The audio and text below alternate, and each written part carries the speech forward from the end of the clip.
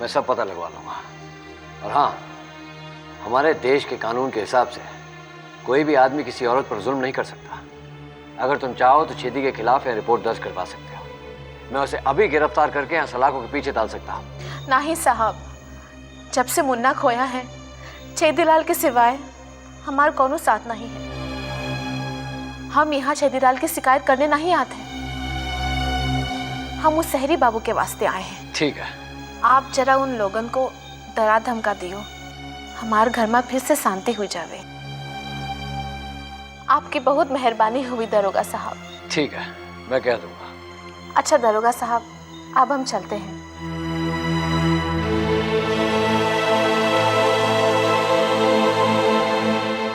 राजवर्धन,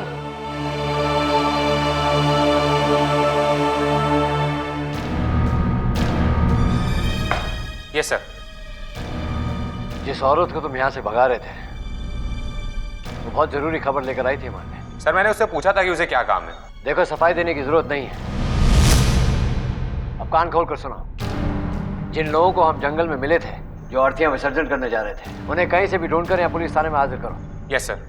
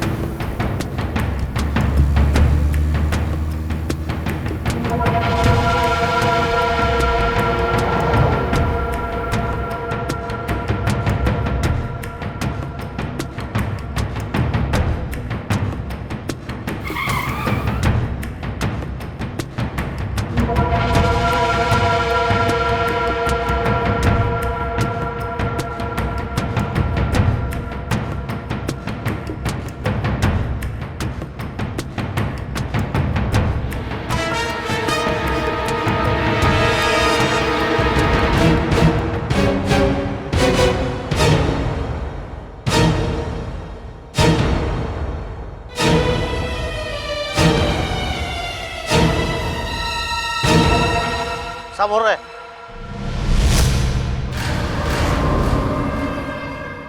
ए, रुको।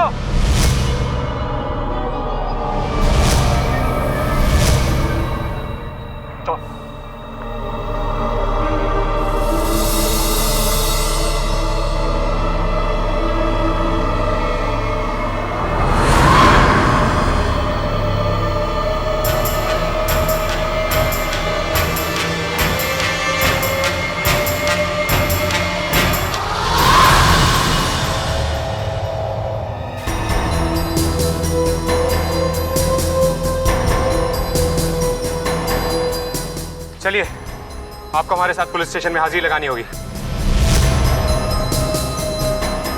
क्यों? ना हमने कोई गलती की है, ना आपके पुलिस स्टेशन में हमारे खिलाफ कोई मामला दर्ज है, तो फिर क्यों चले हम आपके साथ पुलिस स्टेशन? क्योंकि ये हमारे बड़े अफसर का हुक्म है। लेकिन ऐसे हुक्म जारी करने की कोई वजह तो होगी। ये आपको वहीं चलकर पता चलेगा। अरे भाई, जब हमारी वजह से किसी को कोई परेशानी नहीं है तो फिर आप हमें क्यों परेशान कर रहे हैं? मुझसे जिरा करने से बेहतर होगा कि आप मेरे साथ पुलिस स्टेशन चलें और अफसर के सवालों का जवाब दें। Oh, come on, inspector, we have not broken any law. I mean, हमने यहाँ का कोई कानून नहीं तोड़ा। देखिए, हम गढ़चिरौली के एक इज्जतदार संभ्रांत घराने के लोग हैं। आपको पहले ही बता चुके हैं, हमारे पिताजी की डेथ हो गई है और वही अंतिम संस्कार करने हम यहाँ आए हैं। अगर आपके साथ जाएंगे तो उस अंतिम संस्कार में बाधा पहुँचेगी। Please inspector. आप लोग सीधे सीधे चलेंगे या आपको हथकड़ी पहना कर ले चलूं? इस छोटे से कस्बे में आकर इन छोटे के लोगों की बातें भी बर्दाश्त करनी पड़ेंगी।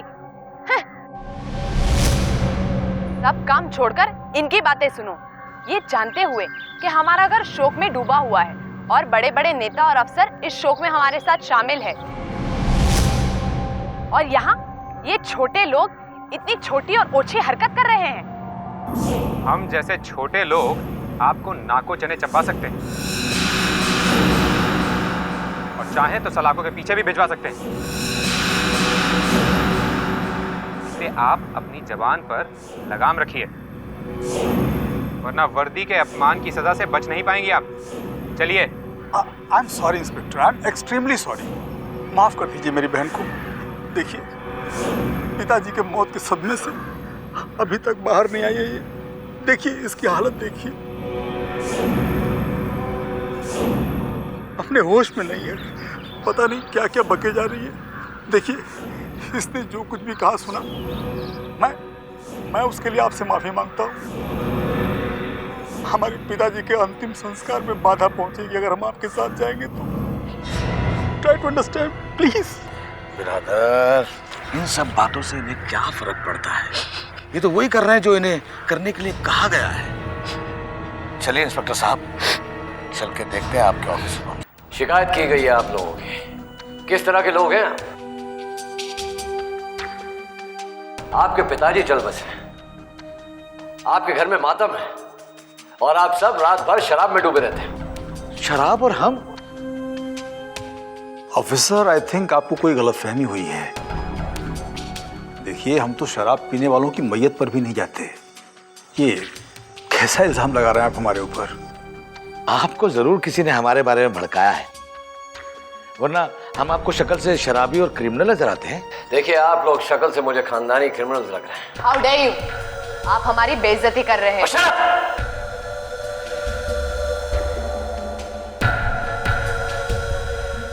12 साल हो गए मुझे अच्छे और बुरे को पहचानते हुए।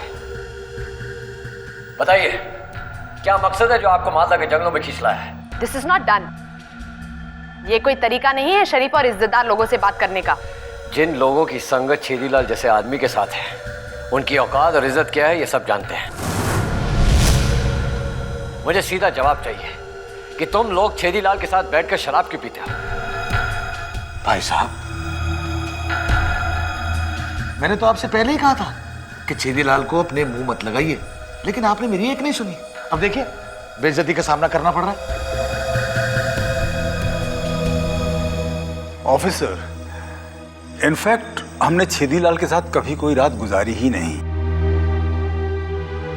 और शराब, छी छी छी छी छी, शराब पीना तो बहुत दूर की बात है। हाँ, अपने गायब हुए बेटे के गम में कई बार छेदीलाल हमारे पास आया है, शायद इस उम्मीद में कि हमसे उसे कुछ रुपए मिल जाएंगे। और सच बताऊं तो मेरी बहन ने उस पे तरस खा के अपने स्वर्गवासी पिता की याद में उसे 10,000 रुपए का दान भी दिया था। साहब, अगर मालदा में दान धर्म करना गुनाह है तो जरूर हमने गुनाह किया है। इसके बदले में आप हमें फांसी पर लटका दीजिए। बताइए, मालदा में आपके रहने का बंदोबस्त कहाँ है? मालदा में कोई गेस्ट हाउस कहाँ है? ना कोई धर्मशाला, ना सराय। जो गेस्ट हाउस है वहां पे भी जगह खाली नहीं है। ऑफिसर, हम आपको पहले ही बता चुके हैं कि हम मंदिर में दर्शन करने आए हैं और अस्थियां विसर्जन करने, और इसीलिए रात हम मंदिर में गुजार रहे हैं। और कब तक हैं आप लोग यहाँ पे? जी, वो कल अमावस की रात है। कल कुछ क्रियाकर्म करेंगे और उसके अगले दिन पिंडदान करके हम यहाँ से चले जाएंगे। ठीक है, जो भी है परसों तक यहाँ से निकल जाइए। और उसके बाद मुझे मालदा में मत नजर आना, और ना ही मालदा के जंगल में दिखाई देना, वरना ये सलाखें तुम्हारा इंतजार कर रही है। आप लोग जा सकते हैं। Thank you officer, thank you very much.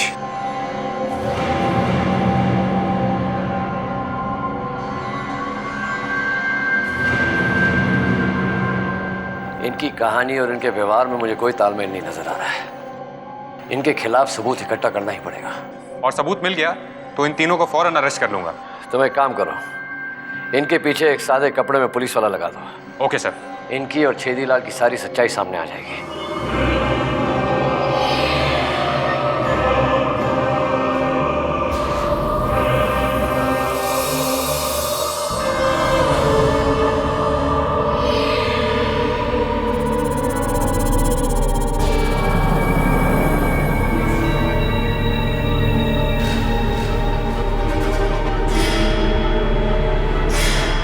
Chhedilal, आज जंगल पोस्ट पर?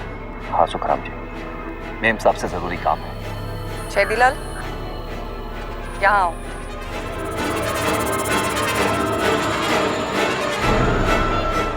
नमस्ते मेम साहब। नमस्ते। क्या काम पड़ गया छेदीलाल? हमरा के बस आपकी मेहरबानी चाहिए मेम साहब। कैसी मेहरबानी? हमारे चाचा के मालिक अपने बाप के अंतिम क्रियाक्रम के लिए मालदा पहुंचे रहे। कुल देवी के मंदिर में पूजा के बाद उनकी अस्थियों को नदी में विसर्जन करने की परंपरा है। उसके बाद पिंडदान भी मंदिर में ही होता है। तो उसमें मुसीबत क्या है? मुसीबत ही नया दरोगा है मेम साहब।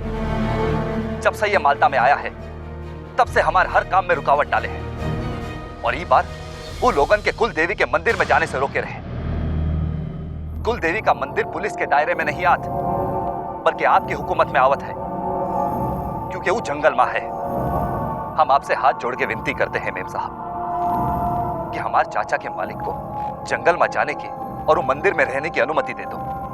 मैं उन तीनों लोगों से मिल चुकी हूँ, मुझे वो कुछ ठीक नहीं लगे और नए दरोगा ने कुछ सोच समझ के ही उन पर रोक लगाई होगी। नया दरोगा हमारा दुश्मन बन चुका है और हमरे साथ साथ वो का भी जो हमरा के जानत है या जिसका हमरा से कौनो लेना देना हो, वरना क्रियाक्रम जैसे कार्य में कौनो रोक लगावत है का? पर छेदीलाल, तुम क्या दावे के साथ कह सकते हो कि वो तीनों शरीफ हैं? हाँ मेम साहब, हम अपन देवता की कसम खा के कहत हैं ये वो सब बहुत ही नेक, शरीफ और उदार लोग हैं, ऊंचे खानदान के हैं। आप ही बताइए मेम साहब, का ये उचित है कि दरोगा हमार गुस्सा ऐसा मजबूर और बेकसूर लोगन पर उतारे? मुझे नहीं लगता कि तुमने नए दरोगा को अच्छी तरह से पहचाना है। वो नेक दिल है, अपने काम से काम रखता है और गरीबों की सहायता करने के लिए हमेशा तैयार रहता है। आपके मुंह से हमने वो दरोगा की तारीफ सुन ली मेम साहब, पर कौन और हमरा सामने वो दरोगा की तारीफ करने की हिम्मत नहीं कर सकत। हम जानत है कि जोश में आकर हमने थाने में आग लगाने का फैसला कर दिया था। ये बहुत गलत है और हम अपन गलती मानत है, पर वो दरोगा आज भी ये बात पकड़े बैठा है, जुल्म ढाते हैं हमरा पर। हम बहुत उम्मीद लेकर आए रहे आपके पास मेम साहब, लेकिन अगर आप भी वो दरोगा का साथ देता है तो हम यहां से चलत है। राम राम।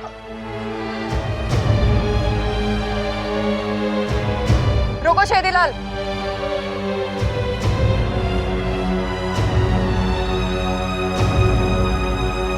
पहली बार तुम फरियाद लेकर आए हो, पहली बार तुमने मांगा है मुझसे कुछ। मैं तुम्हें खाली हाथ नहीं लौटने दूंगी। तुम्हारी जबान पर मैं उन तीनों को मंदिर में रुकने की अनुमति दे सकती हूँ, लेकिन याद रखना मेरे नाम पर आंच नहीं आनी चाहिए। सवाल ही नहीं उठत कौनो आंच आने का। हम आपके भरोसा देते हैं कि कौनो नाम खराब नहीं होगा आपका। आपने ये अनुमति देकर हमरा पर बहुत बड़ी मेहरबानी की है, पर सिवाय धन्यवाद के हम आपको कुछ नहीं दे सकत। आपके इस उपकार के लिए बहुत बहुत धन्यवाद मेम साहब।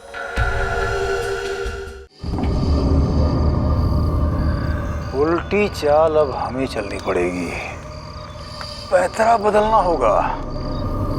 यहाँ का इंस्पेक्टर बहुत शातिर है, ऐसे ही नहीं छोड़ दिया उसने हमें। इसके पीछे जरूर कोई चाल है, कहीं ना कहीं से बहुत कड़ी नजर रखी जा रही होगी हम पर।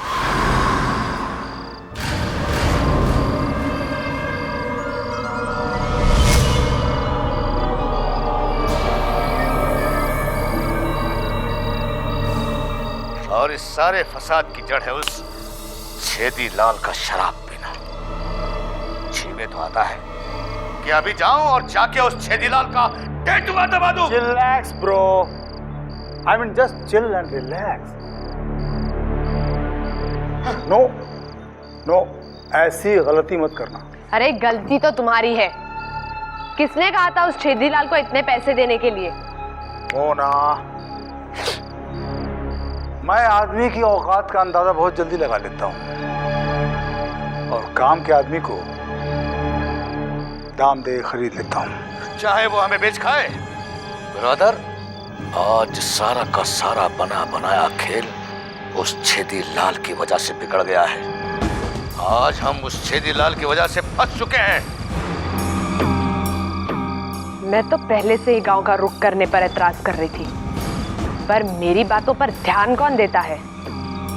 पीछे मुड़कर मत देखो मोना, अब हमारे पास कल और परसों का वक्त है।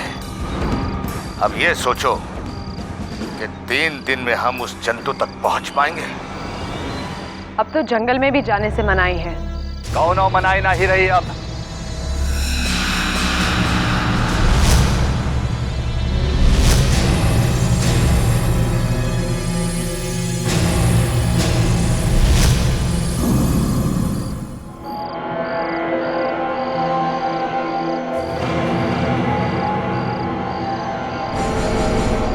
अब बेझिझक जाओ जंगल में, कौनो डरने की बात नहीं।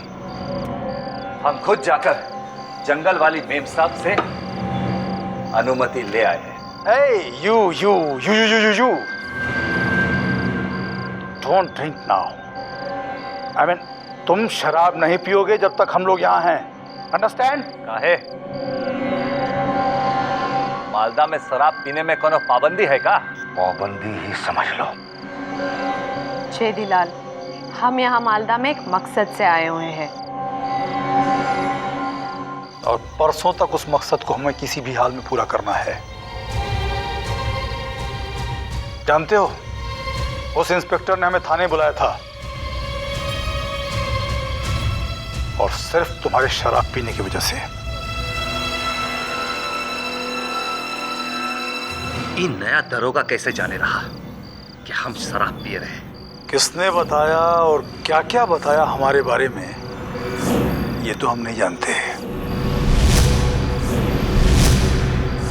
लेकिन तुम छेदीलाल, तुम जो बड़ी बड़ी डिंगी मार रहे थे कि इस गांव में कोई भी तुम्हारे खिलाफ नहीं जाएगा, अब क्या हुआ? ये सब तेरी वजह से हुआ। लटक गई ना हमारी गर्दनों पर तलवार। इतना टेट हुआ तलवार। नाराज क्यों होते हो साहब? हम दिन रात एक करते, लेकिन वो जंतु को खोज नहीं पाया। आप बस कुछ और पैसों का इंतजाम करो, हम कुछ और लोग लगा देंगे जंतु की खोज में। छेदीलाल, पैसों की फिक्र तुम बिल्कुल मत करो, पैसे तुम्हें मिल जाएंगे। तुम फिक्र करो तो उस जंतु की जिसे कल तक हमें किसी न किसी हाल में पकड़ लेना है।